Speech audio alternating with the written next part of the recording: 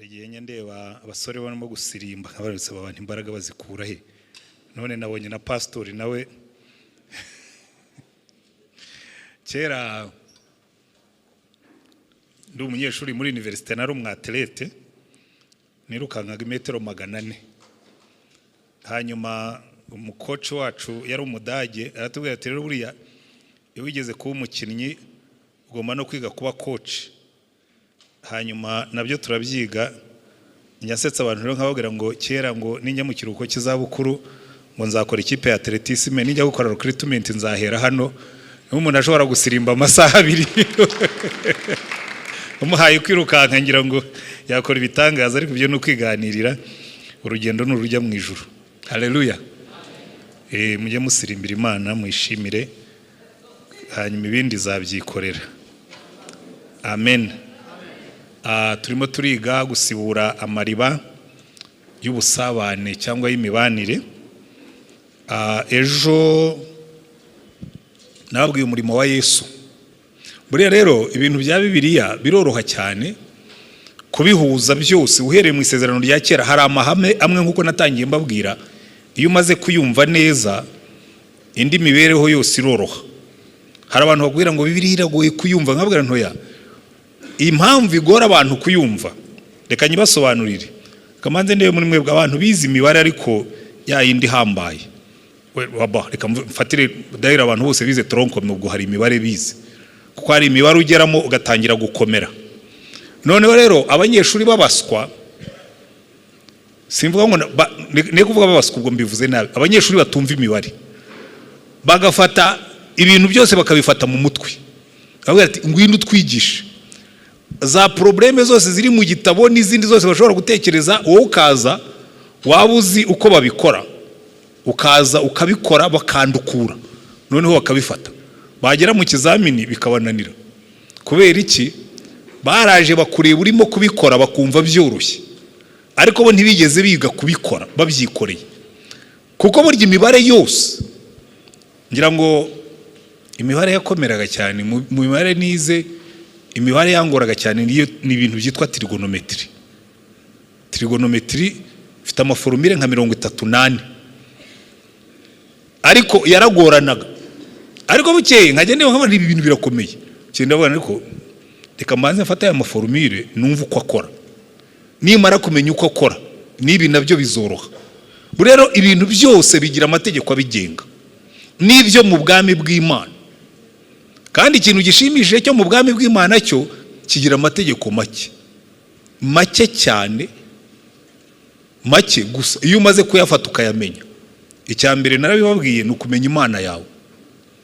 Hari umwana twavuze tuganira mu mwanya yarafite ibintu bimugoye nyine, bimugoye arantelefona yambwiye ati pastor ndumva ndi deprime meze nabi ntuze kundeba. Araza turaganira nanjye ndamubwira ariko se uzi Imana? Ntabwo ari mu itorero ryaho, ariko naho mu itorero ryaho nsengera naho barahari naho kuko babana handi. Uzi Imana? Ati jewe ati ndi wo mu itorero runaka. Oya sinakubajije itorero rusengera, mu nakubajije niba uzi Imana. Warakijijwe? Ati narabatijwe. No ya sinkubaza yewe niba warabatijwe, nakubajije niba warakijijwe. Abantu benshi rero buriya hari ibintu byibanze batazi. Icyambere kibanze batazi, ntiwazi Imana yabo. Hayo bazi. Kuba mwana twicaye ndamubwira nise buriya uzi Yesu? Atari rwose pastor rwose Yesu ndamuzi. Cyewe nakubwiye ko nakuriye mu itorero. Ukaba ufite iki kibazo kandi uzi Yesu? Kuko hari abantu bazi Yesu bumva tuvuga nyine mu rusengero ndetse bakanamuririmba, ariko batamuzi mu buzima bwabo bwa buri munsi. So ikintu cya ihame rya mbere no kumenya Imana. Murumva bitoroshera?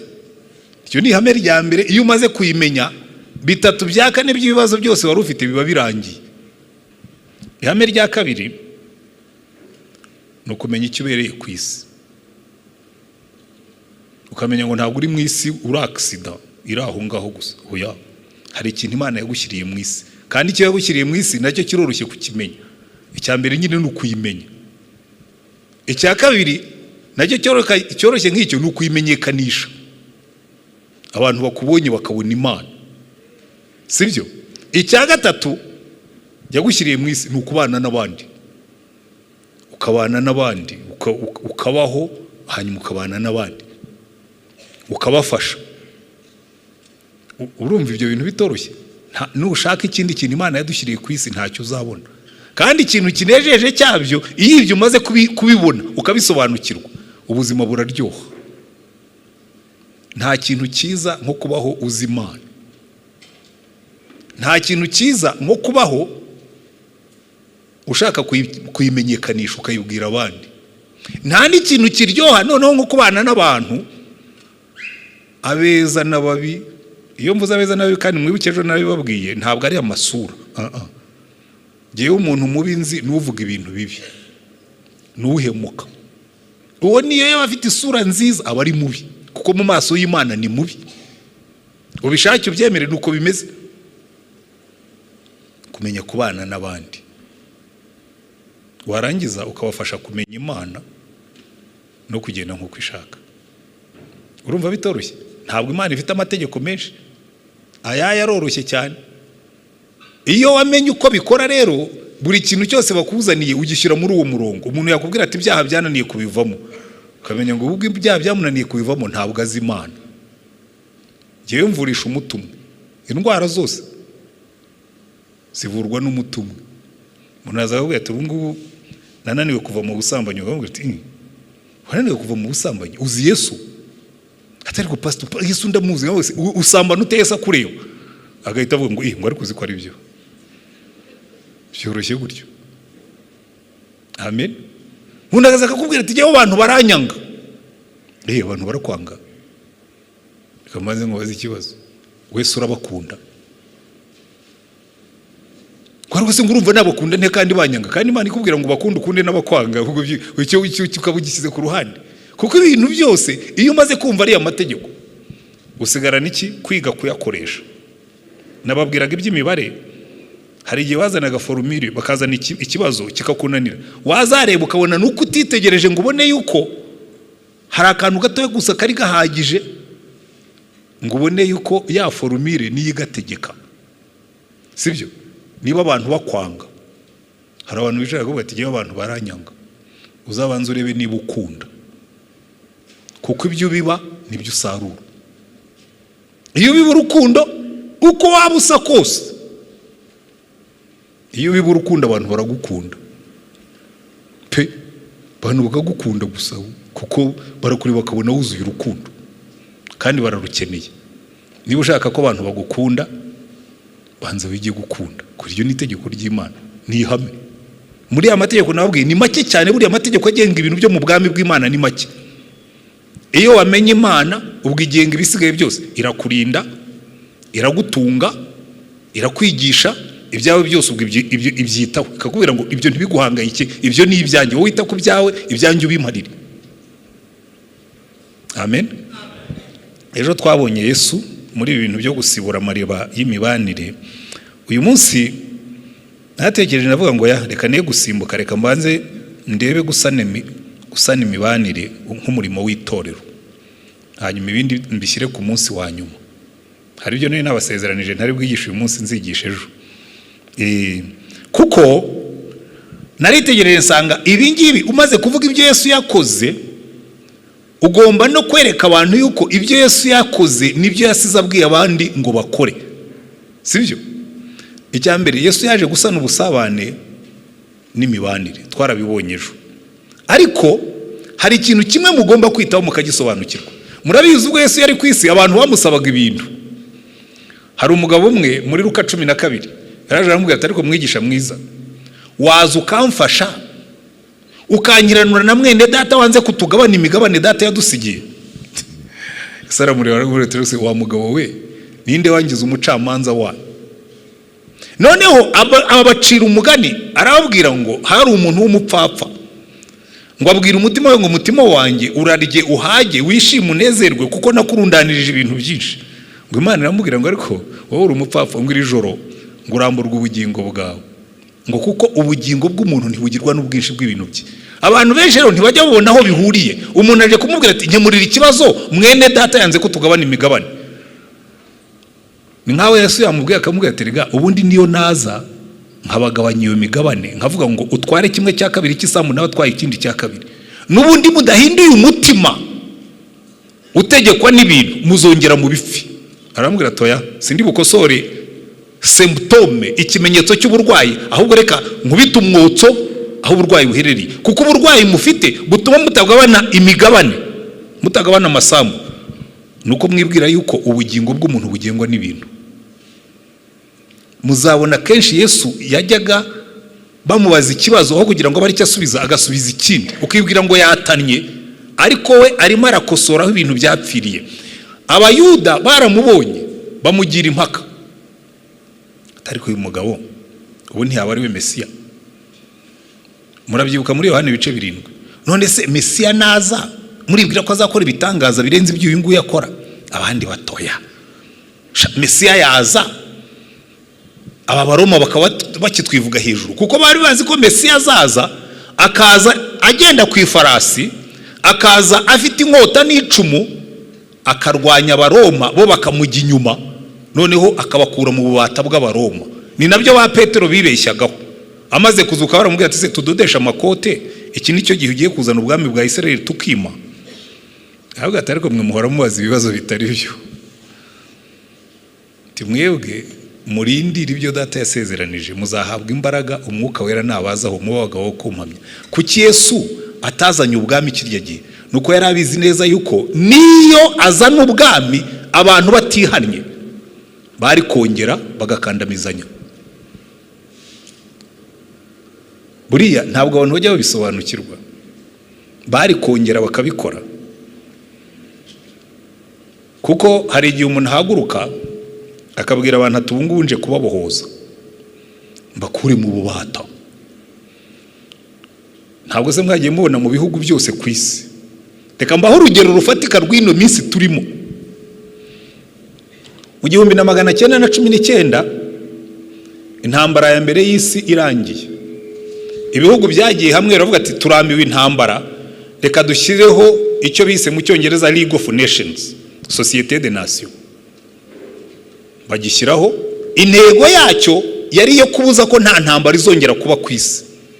Ngira ngo abize amateka murabizi cyangwa abize bya politike. Hanyuma mu 1939 Hitler atangiza intambara yenda gusenya isi yose.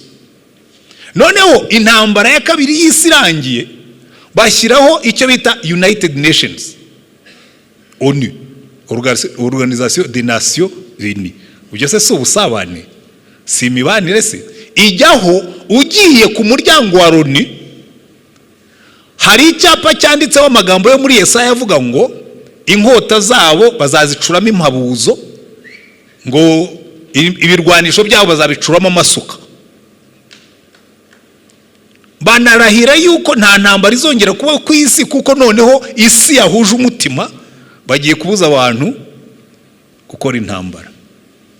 Ubuso Burusiya ntibwateye Ukraine, ntibambokora si bisasu se? Iryo sezerano bakoze wagira ngo ahubwo babwiye abantu ngo noneho twashyizeho ONU nimukora intambara, mucura intwaro ndetse mushyiremo n'iza kirimbuzi. Bavuze yuko intwaro zabo bazazicuramo amasuka, inkota bakazicuramo impabuzo, ariko noneho baracura intwaro za kirimbuzi z'uburyo bwose. Kandi ONU barayishyizeho. Kubera iki bimeze bityo?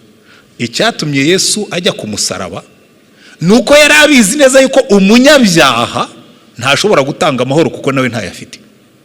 Umunyabyaha, haleluya, umunyabyaha ntashobora gutanga amahoro kuko Imana iravuga ngo nta mahoro y'abanyabyaha, niko Imana ivuga. N'imibanire myiza, ntabwo umunyabyaha ashobora kubana neza n'abandi niyo wamuhendahenda. Kubera iki? Afite amahwa. Kera aho navukiye, erega abantu bo mu mujyi kubigisha burya biranagorana. Reka ndebe abantu bazi utunyamaswa twita ibinyogote. Hari umuntu uzi ikinyogote hano? Ikinyogote mumanije cyane turibe abantu bazi ibinyogote. Ibinyogote cyaba ikigabo cyaba ikigore bigira amahwa. Noneho aho twakuriye Iwacu icyo gihe muri za 60 na abantu bataraba benshi cyane, habaga ibinyogote byinshi, ibinyogote Iwacu habaga ibinyogote utabara. Ariko nkabo umwana ugira amatsiko, ayone gusi ibinyogote, nabonye utwana tw'ibinyogote tuba dufite amahwa, nabonye ibinyogote by'ibigabo bifite amahwa, n'ibinyogote by'ibigore bigira amahwa. Kiriya kinyogote ko mbona inka kugira ngo ibyare indi nka yurira inka, ikinyogote kugira ngo kibyare turiya tunyogote tundi gica hehe?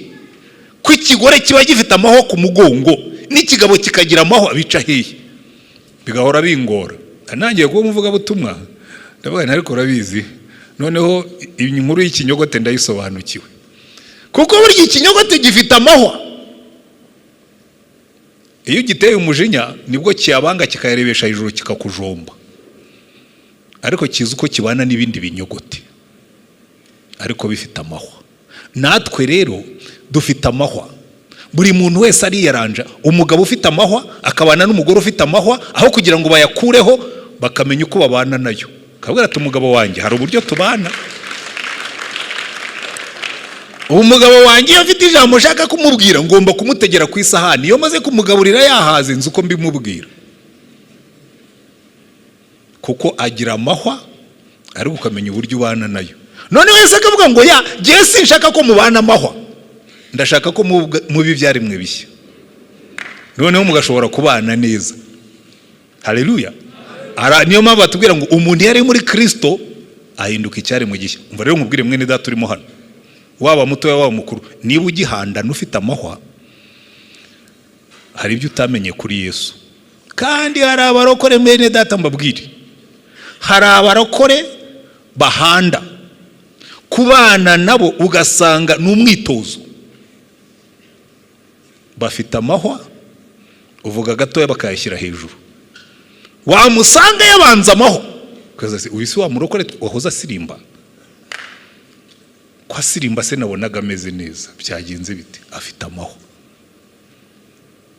Icyo rero nicyo Yesu yaje gukora, kuko buri icyatumye Yesu ajya ku musaraba kugira ngo aducungure, kwari ukugira ngo aduhinduremo ibyaremwe bishya, noneho bishobora kubana.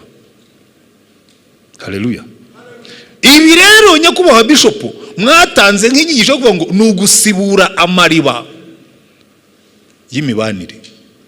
Ntushobora gusibura amariba y'imibanire utapfuraguye amahwa y'ibinyogote. Niyo mpamvu twese dukeneye Yesu. Amen. Ukabanza ukabicyaremwe gishya. Ngo kera inshira yabanaga n'ikinyabwoya, inshira zo kamwe murazizi, inzoka, inshira y'inzoka iyirakaye ireba hejuru ikabanga amabinga ukabona arangana n'impiri, kagucira tu ikabana n'ikinyabwoya, kuko byombi barabyanga. Ikinyabwoya murakizi icyo hano mu mujyi birahaba. Noneho ngo umunsi umwe ikinyabwoya kibwira inshira kirabwira, tumva rero nkubwire my friend nshira, ndambiwe inkoni, ndambiwe imigeri y'abana n'iy'abagore n'iy'abagabo, ndashaka kujya kubaza Imana yandemye, kuki wandemye ifite amahwa kandi igomba kumpindurira.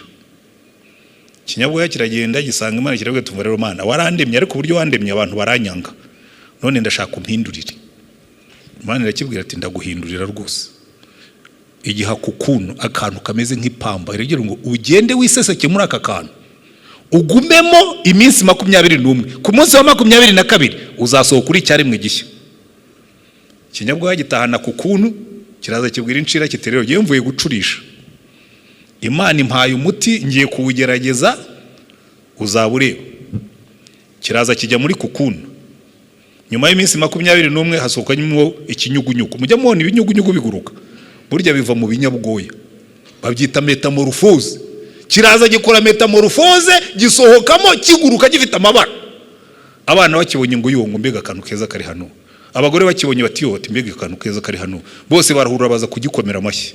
Kirataha kibwira inshira kiturabizi wa muturakora, nanyuzaho nanyuze hose abana barahura baza kundeba, abagore barahura ati kandi nta numwe wigeze antera mu buyi cyangwa nkubita inkoni.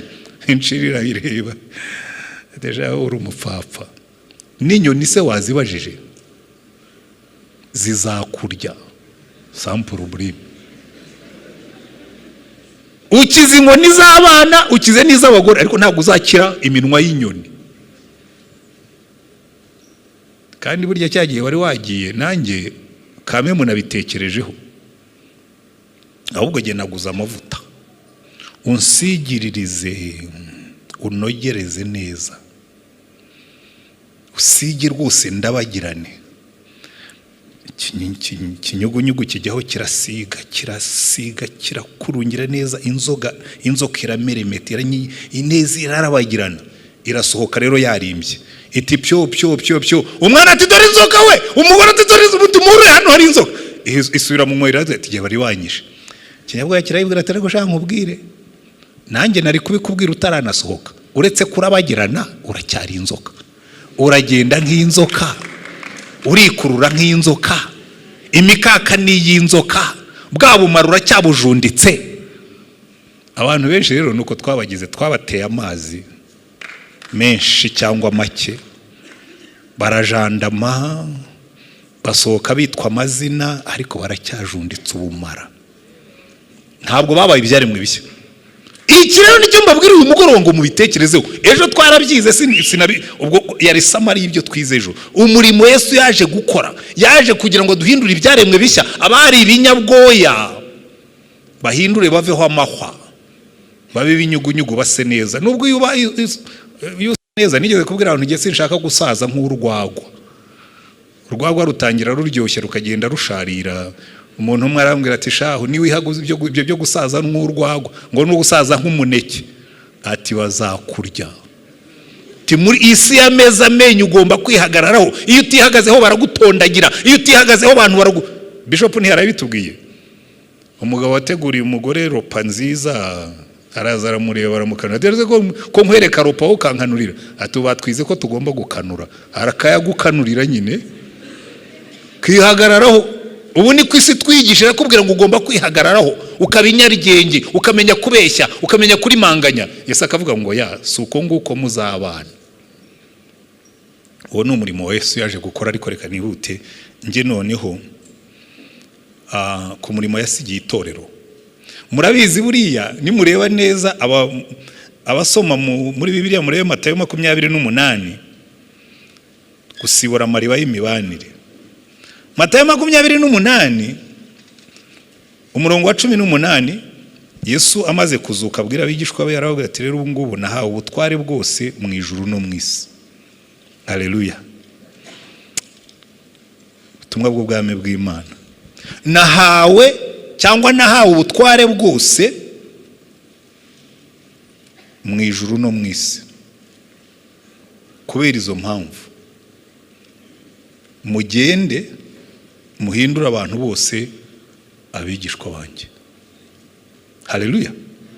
Buriya ntabwo iri jambo twaryumvise neza, ntabwo guhindura abantu abigishwa ba Yesu ari ukubabatiza. Nibyo nabazaga uwo mwana nababwiye, wigeze wakira Yesu nk'umucunguzi n'umwami, wigeze uhinduka icyaremwe? Ati jye narabatijwe nawe. Si ibyo nkubaza. Ntabwo Yesu yatutumye kubatiza abantu. Mbere yo kubabatiza tugomba kubanza tukabahindura abigishwa. Kandi iyo wavuze umwigishwa wa Yesu yatubwiye ko azabasa, yaravuze ngo birahagije yuko umwigishwa asa n'umwigisha. Mu yandi magambo icyo Yesu yadutumye gukora nuku produiza, nuku foruma, nuku sohora abantu basa na Yesu, fotokopi za Yesu kwisi, conforme basa na Yesu. Haleluya. Kuko umuntu usa na Yesu ariko umugabo usa na Yesu mwamukurahe? Uraze ko nigeze kubaza abagore ndavuga ntiwakwifuza, ninde wari kwifuza kugira umugabo usa na Yesu? Abagore bose baramanika. Ntabwo muzi ibyo muvuga. Umugabo umeze nka Yesu wamushobora se? Yesu wagiye mu birori akicara kwa Simoni w'umufarisayo, arambura ikirenge kuko we imibanire niyo yari arimo, yakundaga n'abadakundwa. Indaya iraza ijya kuri bya birenge ishyiraho amarira, irangije ishyiraho umusatsi, irangije kubitaho umunwa irabisoma. Mama Bishop ko rwose ndabizi uri umurokore wajyanye na bishopu kwa bishopu runaka, inda ikaza ikajya ku birenge bya bishopu ikabihanaguza umusatsi igashyiraho n'amarira wenda igasigaho n'amavuta, bishopu akabyinjoyinga cyane akavuga ihindukiza ushyire no hino. nawe ubwiye mudamu arabwata ati garukiriza aho ngaho ati ari umugabo wanjye ati hari gupfa umuntu. Kubera ko imibanire, ibi bintu tuvuga ngo gusibura amariba y'imibanire, ni imibanire yo mu bwami bw'Imana kandi igoye, ni imibanire itari mu urwikekwe, ni imibanire aho umugabo ashobora kwizera, umugore ashobora kwizera umugabo warambuye ikirenge inda ikagishyiraho umusatsi, kuko avuga ati iyi ndaya nayo dukeneye kuyigarura hano mu bwami bw'Imana igahinduka. Ariko twebwe ntisinzababeshye, ntabwo byoroshye, kuko Yesu yaravuze ngo tugende duhindura abantu baba bigishwa, nukuvuga ngo ni abantu basa nawe, ni abantu babana nkuko yabanaga, ni abantu bakunda, bagakunda n'abatabakunda, bagakunda n'abadakunditse, bagakunda n'abatiteguye gukundwa, kandi barahari. Hari abantu bagoye gukunda, abo nita babarushye hamba, kera nanjye nabaga muri bo. Burya abantu bagoye gukunda, kera nkunda gutanga iyo nkuru, niga mu seminari, burya hari abantu bihagararaho cyane, kubana n'abantu bihagararaho biragorana.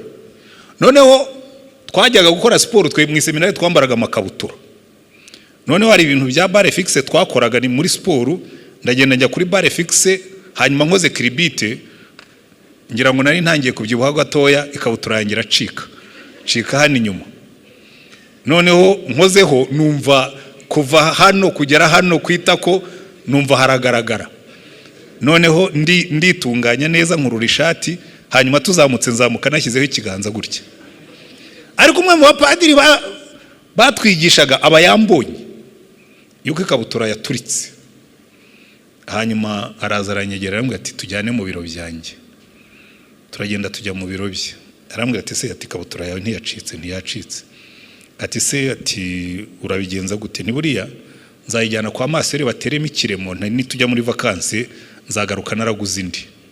Ati se waguha amafaranga ntugombere guteza ikiremo ukagura ipantaro nshya. Rero kubera kwirarira cyane nangaga ikintu cyitwa ubufasha, numvaga gufashwa umuntu aba gucishijemo ijisho, ndetse akumva yuko uri n'umukene, kandi padiri yarabizi nari umwana w'imfubyi. Atoya amafaranga nshobora kuyaguha nturindire kujya muri vacances wambaye ipantaro yacitse ku kabuno. Nawe ni padiri byihorere rwose, byikugora, byikurushya, sinkunda kuruhanya. Badakunda kuruhanya muraho.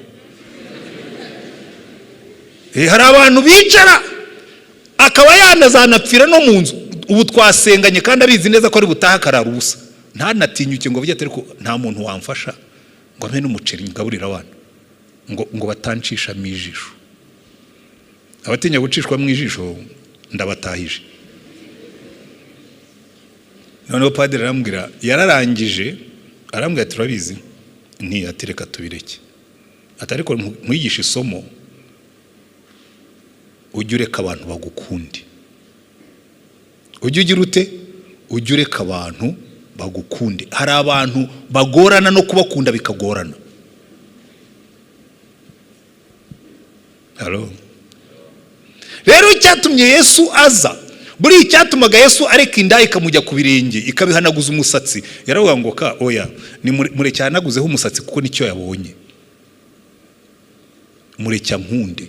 Muri bukari n'umugore wamusutseho amavuta, Yuda yabara mu mutwe, ataya amavuta barayangije, twari kuyagurisha tugakuramo idenari yo 300 tukazifashisha abakene umwaka wose. Ese aramubwira ati ariko se Yuda, ibyo byihorere, angiriye neza, asigiye umubiri wanjye guhambwa, kandi abakene muzabahorana, muzabafashe. Iki rero ni ikintu gikomeye cyane tugomba kumva. Gusa na Yesu ni ukumenya gukunda, gusa na Yesu no kumenya gukundwa, ukabyakira abantu bakagukunda, ntiwirarire, ntiwihagarareho, ukareka abantu bakagukunda, byaba ngombwa ukeneye no gukundwa ukabivuga. Rwose hari abana nkunda cyane ku rusengero. Umwana umwe yarambwiye ati pastor, tumaze kumera imvi, atujye twemerera tuguhobere. Ubundi ngiye kumuhobera biragoye, sinavuge ko ngoye. Ubundi mu bantu badahoberwa mbamo, ari meze nka barafu, kubera ko numvaga ngomba kwirinda abantu baguhobera. Hari umwana ati ubu ngubu kusigaye meze nka sogokuru, wagiye reka tukaguhobera rwose. Hari abana tuba dukeneye affection. Ndavuga nti ibyo nabyo ujye muza rwose, nzajya ntega amaboko muze muhobere nanjye mbahobere, ariko ntabwo byoroshye. Ntabwo byoroshye. Hari abantu no kurekura affection ukayitanga biba bitoroshye, kandi utari umuntu mubundi numva ndi umuntu mwiza, ariko hari ibintu byangiyemo byampambiriye. Ubu rero Yesu yaje kutwereka aratubwira ngo reka mbereke umwigishwa wanjye ukwasa. Arakunda, yarangiza akareka agakundwa, akaba easy, akaba umuntu woroshye kumwegera. Ngaho namwe ni murondore, hari abagabo babarushye ihamba, abagore niyo yamutekera neza atajya amenya kumubwira ngo wakoze, oya, kuko we no gutanga affection biramugora. Hariho yewe no kuzavugisha umugore neza, yumva ari nko gukubitwa inkoni. Ariko hari ibintu tugomba kwiga, tugomba kureka tugakunda, twarangiza tugakundwa, kuko ibyo ni principe zo mu bwami bw'Imana. Hari abakubwira ngo imico yacu nitwemerera. Uzi ko muri Afurika dufite ikibazo gikomeye cyane. Hari abana barinda bakura nta mubyeyi uramuhobera, cyane cyane twebwe abapapa ntituzi gutanga affection, kuko batwigishije kuba ikibuye. Kaburi hariya gusa ucecetse ujunjamye, no touch. Hari indirimbo sinzi abayiririmbaga, sinzi abaririmbaga iyo ndirimbo, ariko nkunda ibamo akaverise kamwe. Njya nkunda kubera abakristo ni muzaririmba iyi ndirimbo. Yararimba ngo I am a rock. Haruzi iyo melody, I am a rock, I am a rock, ngo ndi urutare. Hari akantu kamwe ravuga ngo I touch no one, no one touches me. I touch no one, no one touches me, I am a rock. Usanga rero abantu benshi barakubwira ngo uwo niwe mugabo, umugabo who is a rock. I touch no one, no one touches me. Nta muntu nkoraho, nta nunkoraho. Uwo ntabwo ari mu bwami bwa Yesu. Haro murankurikira? Kuko Yesu yaje kutwigisha ukuntu uba umuntu ukunda warangiza ugakundwa. Niyo mpamvu wabonaga Yesu rwose yagendaga mu bantu bose, akabareka bakamwegera, abamuririraho bakarira, abamusiga amavuta bakayamusiga, abamugaburira akabirya. Kubera iki? Yigaga gukunda, nako yarazi gukunda akamenya no gukundwa. It's a two-way street. Hari abantu tuzi gukunda ariko tutazi kureka ngo dukundwe, including me. Nanjye mba muri abo ngabo. Ubundi rwose gutanga service, kugirira neza abantu, uwampa isi yose ngo nyitegeke, ahubwo isi yose yamera neza. Ariko kureka abantu nanjye bakangirira neza bijya bingora, ko ndi muri babarushye ihamba. Bene abo bantu nyine bumva kuki ugomba kunyitaho, cyureka bakwiteho. Wicara umuntu nateka ibiryo rwose ubirye, nurangiza ubinezererwa. Nabiboneye ko umuntu wambwiye ngo ari gutangiye kubyibona, nangiye kunezererwa ubuzima nkuze. Ukicara nyine umugore yateka ukarya, akabona kunezerewe nyine wabikunze. Icyo Yesu yadutumye gukora, ubwo yavuga ngo mugende muhindura abantu abigishwa, kuvuga ngo mukora abantu basa nanjye. Namba 2, nimumara gukora abantu basa nanjye, mubabatize mu izina ry'Imana Data n'Umwana n'Umwuka Wera. Bivuga ngo mubinjize mu muryango w'Imana, baba bavandimwe. Bayovuga ngo abangaba twabatijwe mu izina ry'Imana Data n'Umwana n'Umwuka Wera, twinjire mu muryango w'Imana. Icya gatatu, mujye mubasubiriramo ibyo nabigishije. Mu yandi magambo mubibashimangiremo, mwongere mubishimangiremo. Umva Bishop, amariba ntuzayasibura mu cyumweru kimwe, azongera sibe. Nababwiye ko yewe navukiye ahantu twajyaga dusibura amariba, twari nabaswa. uzi ko bari mbitekereza nkavuga ko kitwara abaswa, uzi ko nabyitegereje buryo uko umuntu agenda akura. Twagiraga amariba mu kabande, noneho imvura yagwa ikaza ikarundamo ibyondo, buri ki mu kwezi kwa gatandatu n'ukwa karindwi twabaga dusibura amariba. Ejo bundi niho nabitegereje nkavuga ko kuki tutari twarakoze nk'Abayisiraheli ngo twubakira amariba, noneho dushyireho akantu k'agakuta kazengurutse, imvura nigwa amazi ye kujya ajya mu iriba ryacu. Imbaraga twakoreshaga dusibura amariba ntizanganaga nizo byari kudutwara kuyazitira, kuyarinda. Ntawe wigeze abitekereza. Ariko nenda kubabwira ngo niba mugiye gusibura amariba, mwibuke yuko n'inyoni zizaza zigwemo, n'ibiti bizajyamo, amariba agomba guhora asiburwa. Mubigishe kwitondera ibyo nabategetse byose, mujye mubasubiriramo, mwongere mubasubiriremo, mwongere mubasubiriremo, mwongere mubasubiriremo kugeza igihe bazasazira babigenderamo. Haleluya.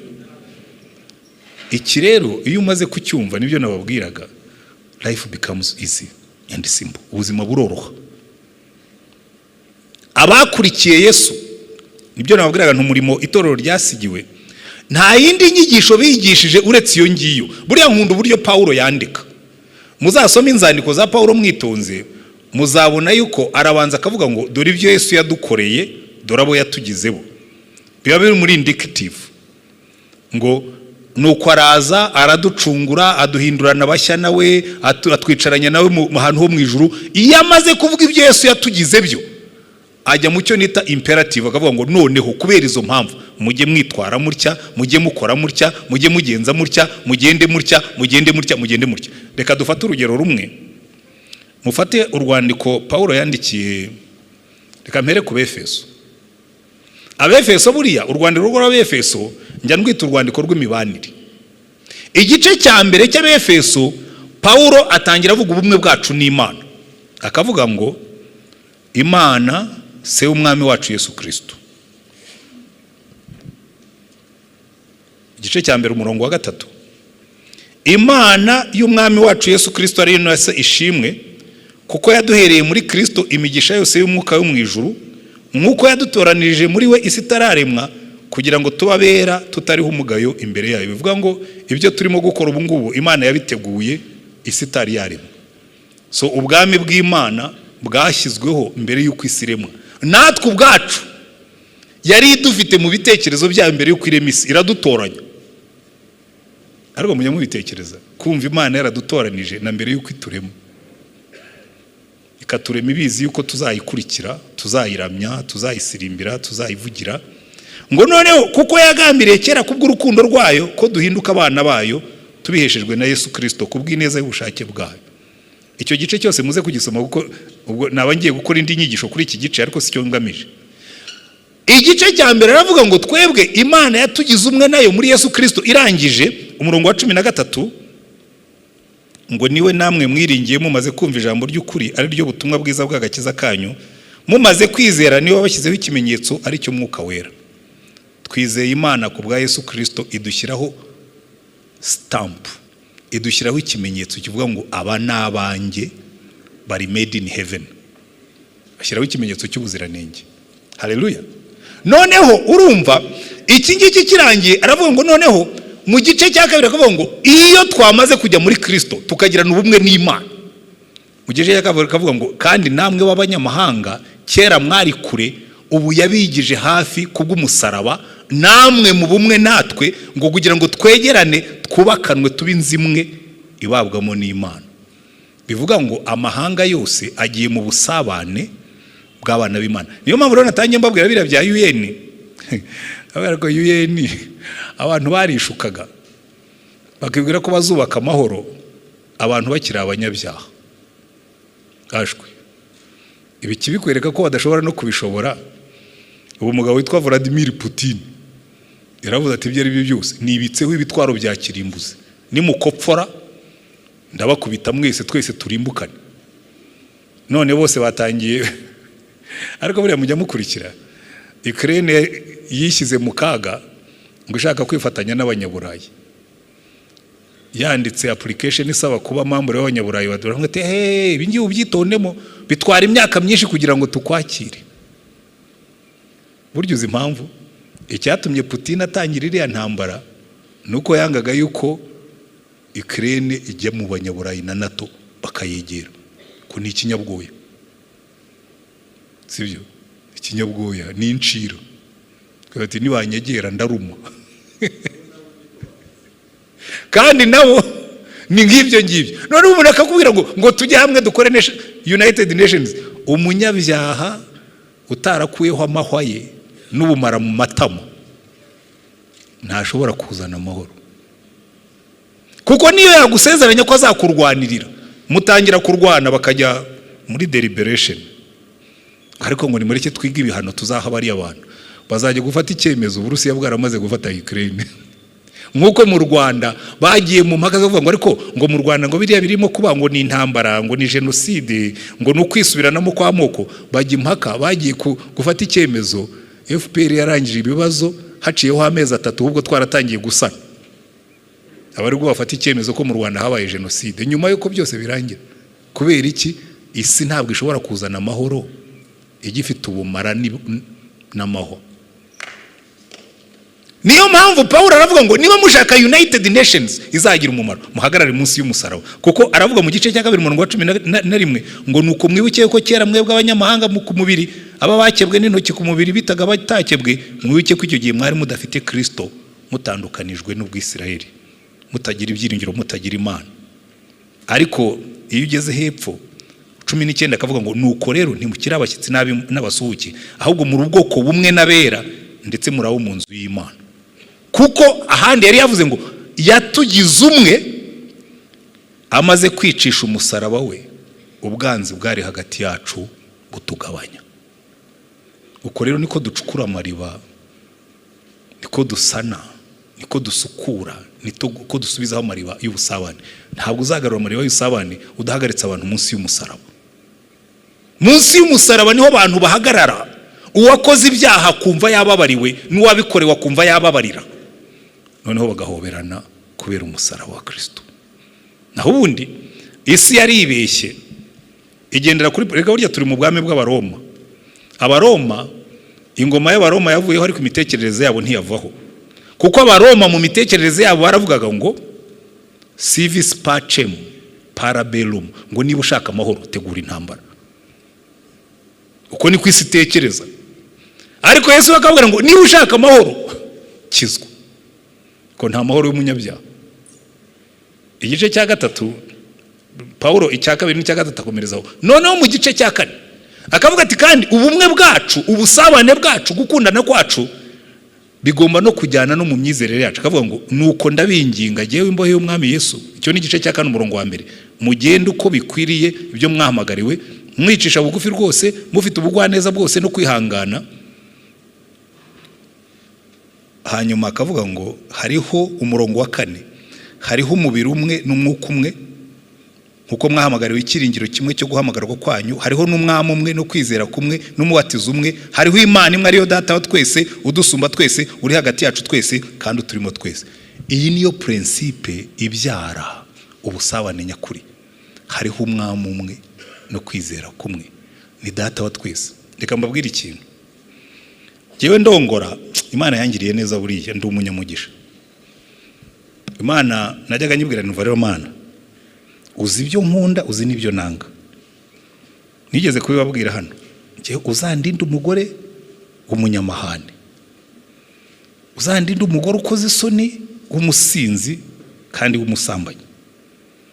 Imana irampindukira irambwira ngo ariko ubundi kurimo kunsaba umugore mwiza, wowe uri umuhungu nashyingira. Mbere yo kumbwira ngo ni nk'umugore mwiza, banza umbwire niba uri umuhungu nashyingira. Noneho ntangira gushakisha, kubera ko yampaye ikintu yambwira ngo jewe abo bakobwa ushaka ni abakobwa banjye, we wambera umukwe. Numva bibaye challenge. Ngiye kuba umukwe w'Imana, ndi umwana w'Imana, ngiye no kuba umukwe wayo. It's very dangerous. Uzi gukubita umwana asa kureba, uzi kwicisha umwana inzara sari aguhagaze hejuru. Buriya abarokore benshi nta Mana bazi, ko nahoze mbabwira. Kuko iyo dufite kwizera kumwe, aravuga ngo mujye mwibuka ko niba mufite kwizera kumwe mufite na so umwe mu ijuru. Haleluya. So iki rero nicyo cyubaka ubusabane nyakuri. Ukicara ukavuga ngo uyu mugore ni umugore wanjye. Aburahamu yabibwiye Farawo aramubwira ngo uyu nguyu ni mushiki wanjye. Burya nicyo bishaka kuvuga. Uyu mugore ni umugore wanjye ariko ni na mushiki wanjye muri Kristo. So mu yandi magambo dusangiye data. Sinshobora kumuhemukira. Icyo nicyo gituma umuntu abana n'umugore bakagirana amahoro. Ikintu gitangaje, ushobora kubona abagabo bakunda bashiki babo cyane, ntibakunda abagore babo nkuko bakunda bashiki babo. Nababwira ngo se ubwo uzi ko wibeshye, ubushiki bwo mu mubiri wabuhaye agaciro kuruta ubushiki bwo muri Kristo. Haleluya. Ndabona nabakonjesheje ariko cyangwa murimo murahishurirwa. Niko murimo murahishurirwa. Hari ikintu gikomeye cyane kuko ubusabane bwacu naho buzubakirwa. Buriya n'abanyabyaha, muribuka Yesu aca umugani w'umwana w'ikirara. Burya do you know, umugani w'umwana w'ikirara ntabwo ari umugani w'umwana w'ikirara. Nta nubwo ari n'umupapa w'imbabazi. Umugani w'umwana w'ikirara ni umugani w'umuvandimwe udakunda. Kuko abafarisayo n'abanditsi bari barimo kumubwira ngo ariko wowe ngo usangira n'abakoresha b'ikoro n'abanyabyaha. Abacira umugani. Arabwira ngo umubyeyi yari afite abana babiri, umwe yari ikirara, afata ibintu byasa ajya kubyaya, mukuru waguma kwase, ariko he didn't care. Noneho murumuna we yagarutse ngo mukuru waragira umujinya ararakara, ngo Sara yenda aramubwira ati uyu murumuna wawe yari yapfa, kandi wumve n'ijambo yakoresheje ngo uyu muhungu wawe ukagira ngo yamubyaye ahandi.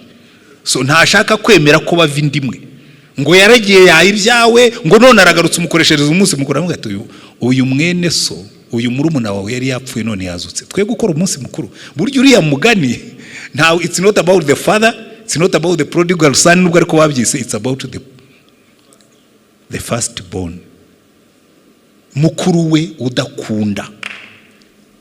Buri ikidutera kujya kubwiriza ubutumwa, umva ikigomba kudutera kujya kubwiriza ubutumwa, Imana ndavuga umva ko nababyaye nkaba narabagaruye mu rugo, mukaba mureba biriya birara byose biri hanze mwagiye kubinzanira, nabyo bikaza mu rugo. Haleluya. Kuko niko bikora. Nimureba uru rwandiko Paulo yandikiye Abefeso, aravuga ngo dusangiye kwizera kumwe, dusangiye umwami umwe, dusangiye umwuka umwe. Kubera izo mpamvu tujye tubana neza. Sibyo? Niyo mpamvu arangiza ku murongo wa 17 w'icyo gice akavuga ngo nicyo gituma, that's why, maze kubumvisha ibi byose yuko dufitanye ubusabane n'Imana yadushyizeho n'ikimenyetso cy'umwuka, yuko n'abari abanyamahanga yabinjije muri Kristo kubw'umusaraba, yuko dufite kwizera kumwe tukaba dufite umubyeyi, nicyo gituma babwira ngo ibi mubireke. Nkabi 17 murayifite ngo nicyo gituma mvuga ibi nkabihamya mu mwami yuko mutakigenda nk'uko abapagani bagenda bakurikiza ibitagira umumaro byo mu mitima yabo, ubwenge bwabo buri mu mwijima, ubujiji buri muri bo no kunangirwa kw'imitima yabo byabatandukanije n'ubugingo buva ku Mana. Babaye ibiti biha ubusambanyi bwinshi, gukora iby'isoni nke byose bitafite bifatanije no kwifuza. Ariko mwebweho ntimwize Kristo mutyo, niba mwaramwumvise mukigishirizwa muri we ibihura n'ukuri ko muri Kristo, bibabwiriza iby'ingeso zanyu za kera, ko mukwiriye kwiyambura umuntu wa kera uheneberezwa no kwifuza gushukana, mugahinduka bashya mu mwuka w'ubwenge bwanyu, mukambara umuntu mushya waremeye ibyo gukiranuka no kwera bizanywe n'ukuri nk'uko Imana yabishatse. Nuko mwiyambura ibinyoma. Sibyo? Aravuga ngo ubwo mwamenye Kristo mukamenya ko muri abana b'Imana, ibi ngibi mubyiyambure. Mwiyambura ibinyoma. Umuntu wese avugana ukuri na mugenzi we, kuko turi ingingo za bagenzi bacu. Abagabo babeshya abagore cyangwa abagore babeshya abagabo bangana iki muri iki gihugu? Kavuga ngo ya ibyo nibyo byica imibanire. Mwiyambura ibinyoma, mwiyambura uburyarya, mwiyambura uburiganya. Ubwo mwamenye Kristo mukaba muri we, mwiyambura ibyo byose. Haleluya. Noneho nta nubwo ngo twiyambura ibinyoma gusa, arababwira ngo mwiyambura ibinyoma, umuntu wese avugana ukuri na mugenzi we, ko turi ingingo za bagenzi bacu. Nimurakara ntimugakora icyaha, izuba ntirikarenge mukirakaye, kandi ntimubererekere Satani. uwibaga ntakongere kwiba, ahubwo akora imirimo akoresheje amaboko ibyiza kugira ngo abone ibyo gufasha mu mukene. Ijambo ryose riteye isoni ntirigaturuke mu kanwa kanyu, ahubwo uko mubonye uburyo mujye muvuga iryiza ryose ryo gukomeza abandi, kugira ngo riheshe abaryumvise umugisha, kandi ntimuteze agahinda umwuka wera w'Imana wabashyiriyeho kuba ikimenyetso. Reka wenda oya 31 ko haniho tuzigejo 31 haravuga ngo gusharira kose n'uburakari n'umujinya n'intonganya no gutukana hamwe n'igomwe byose bibavemo, mugirirane neza, mugirirane imbabazi, mubabarirane ibyaha nk'uko Imana yababariye muri Kristo. Haleluya. Amashyi nimushaka mujye muyakomerega nta kibazo. Murabona ararondora akabanza akatubwira abo turi bo, yarangiza akavuga ati rero ubwo muri abo ngabo namwe mujye mugenda mutyo, mugirirane imbabazi, mubabarirane ibyaha, mugirirane neza nk'uko Imana yabagiriye neza. Aho ngaho rero amaze kubyuzuza neza, nibwo yinjira mu gice cya 5 akavuga ngo noneho bagabo imibanire mukunda abagore banyu nk'uko Kristo yakunze itorero akaryitangira. Namwe bagore mugandukira abagabo banyu nk'uko itorero rigandukira Kristo. Inyuma muri 6 akavuga ngo kandi babyeyi imibanire myiza mubane neza n'abana banyu ntimukabasharirire. Ndetse akabwira n'abakoresha n'abakozi, namwe mwambatamwe mwubahe bashobuja, ariko namwe bashobuja mubagirire neza. Haleluya. Hanyuma yangiza akavuga ngo ibyo ngibyo nibikora mukabitunganya, noneho mwambara intwaro z'Imana zose mukubite Satani mumushyire hanze. Haleluya. Kuko ntagomba gutura mu bwami bw'Imana. Murwanye Satani, mukubite Satani abahungi. Iki rero ni ikintu gikomeye tugomba kumva, ni naho ngiye kurangiriza. Kuko umurimo Yesu yakoze niwe yasigiye itorero, ariko ikibazo dufite ntabwo dusa na Yesu. Ntabwo dusa na Yesu. Nanjye hari igihe njya nipima nkavuga nva Yesu sinsa nawe, ariko ndashaka gusa nawe. Hari indirimbo tujya turirimba iba mu gitabo ngira ngo ni 188, ivuga ngo ndashaka gusa nawe Yesu mucunguzi, ntawigeze kukumva uvugurakaye, ndashaka gusa nawe wafashaga abantu, mukiza mwiza umfashe se nawe by'ukuri. Iri ryagombye kuba isengesho ryacu, kuko mbere yuko tuba abantu bashobora gufatana n'abandi tugomba kubanza tugasa na Yesu. Nibyo Yesu yigishije, nibyo abigishwa bigishije. Ejo tuziga twabigeraho dute. Uwanditse urwandiko rw'Abaheburayo, ari gihe buri abantu twize teoloji tugira ingorane.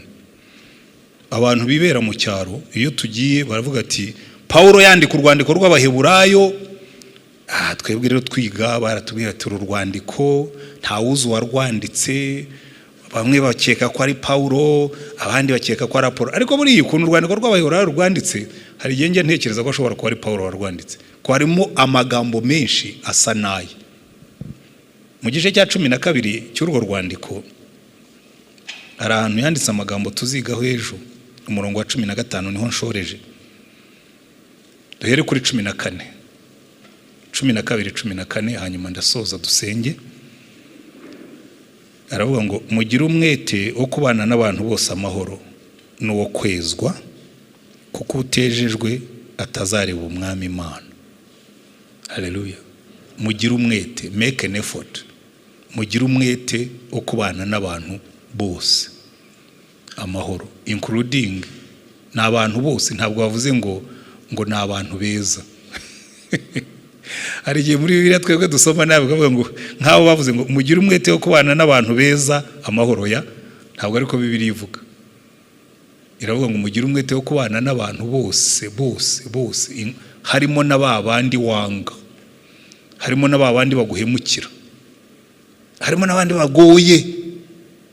mugira umwete wo kubana n'abantu bose amahoro n'uwo kwezwa, kuko utejejwe atazareba umwami Imana. Mwirinde hatagira umuntu ugwa akava mu buntu bw'Imana bwa bundi bwadukijije. Mwirinde, aho ngaho rero niho bitunganye. Mwirinde hatagira umuntu ugwa akava mu buntu bw'Imana, ko biroroshye kubuvamo, biroroshye kurakara. Ariko Pawulo akandikira Abefeso nk'uko twabibonye ngo ni murakara izuba ntirikarenge mukirakaye, kuko iyo izuba rirenze mukirakaye hakurikiraho igikurikiye ngo kandi hatagira umuzi wo gusharira umera ukabahagarika imitima, benshi bagahumana. Kuko iyo uryamye urakaye, iyo uryamye ubabaye, urara ucunda amaganya, ukarara ucunda umujinya, ukajya mu gitondo havuyemo umuzi wo gusharira. Kandi uwo muzi wo gusharira wamara kumera ukaguhagarika umutima, kandi wamara kuguhagarika umutima ukanduza benshi. Warumva umuntu ushaririye uvuga, uraza ukavuga uti ariko Bishop Masengo ugiye ndamukunda, burya ni umuntu w'Imana. Ati burya nuko utamuzi neza.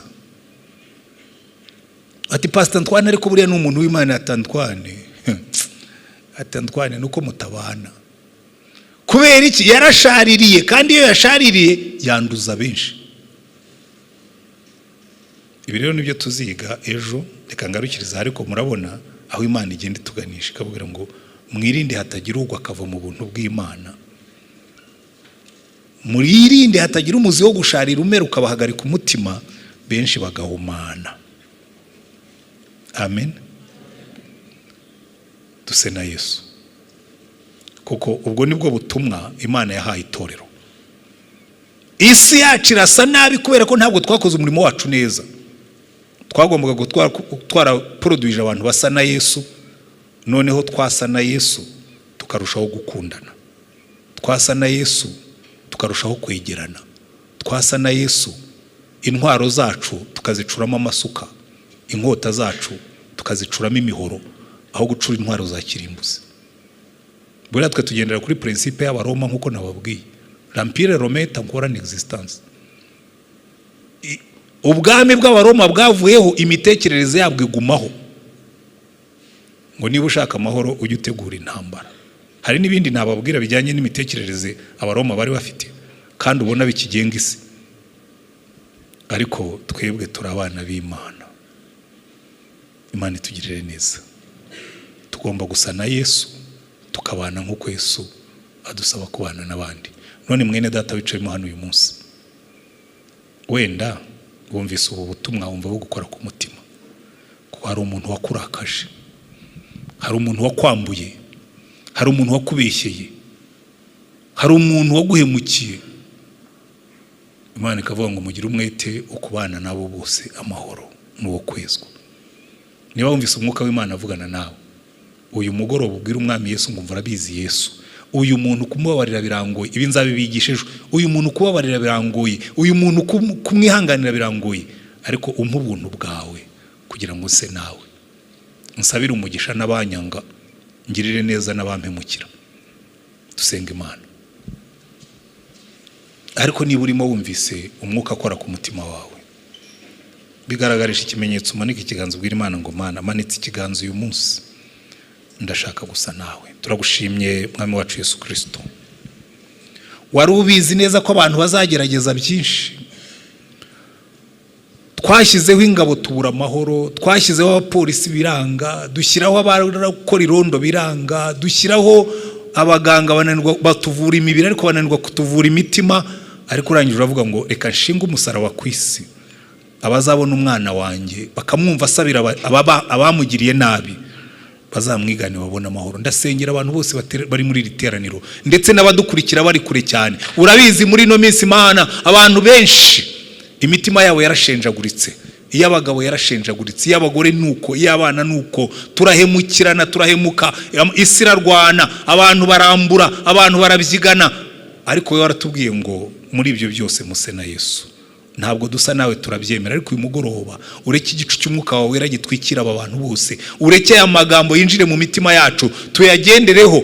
Kandi mwami Yesu, buri munsi ugenda uhindura ubuzima bwacu, turusheho gusa nawe, tumenye gukunda, twemere no gukundwa, tumenye gukunda n'abadakunda, tumenye gukunda n'abadakunditse, tumenye gukunda n'abatadukunda, tumenye gukunda n'abatugirira nabi, tumenye gukunda n'abatwanga, kuko nibwo tuzasa nawe.